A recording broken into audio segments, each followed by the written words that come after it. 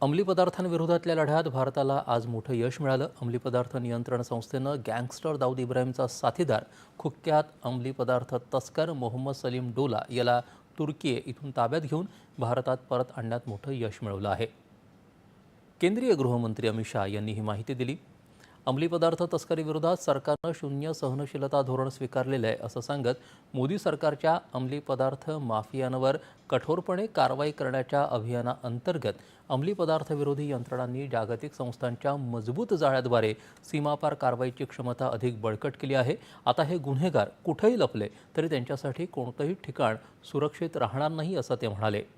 पंतप्रधान नरेंद्र मोदी यांच्या नेतृत्वाखाली आणि केंद्रीय गृहमंत्री अमित शाह यांच्या मार्गदर्शनाखाली सलीम डोलाला परत आणण्याची यशस्वी कारवाई, सर्व फरार अंमली पदार्थ तस्कर आणि संघटित गुन्हेगारी टोळ्यांच्या सदस्यांना जगभरातून शोधून काढून आरोपीच्या पिंजऱ्यात उभं करण्याचा सरकारचा दृढ निर्धार दर्शवते. सलीम डोलाविरुद्ध मार्च 2024मध्ये इंटरपोलनं देखील रेड कॉर्नर नोटीस जारी केली होती. भारतातील अनेक अंमली पदार्थांच्या तस्करी प्रकरणांमध्ये खटला चालवण्यासाठी तो हवा होता. गेल्या काही वर्षांमध्ये डोलानं मध्य पूर्व, आफ्रिका आणि युरोपमधील अनेक देशांमध्ये अंमली पदार्थ तस्करीचं एक मोठं आंतरराष्ट्रीय जाळं स्थापन केलं होतं. 2 दशकांची गुन्हेगारी पार्श्वभूमी असलेल्या डोलाचा महाराष्ट्र आणि गुजरातमध्ये अंमली पदार्थांच्या मोठ्या प्रमाणात जप्तीशी संबंधित अनेक प्रकरणांमध्ये थेट सहभाग होता.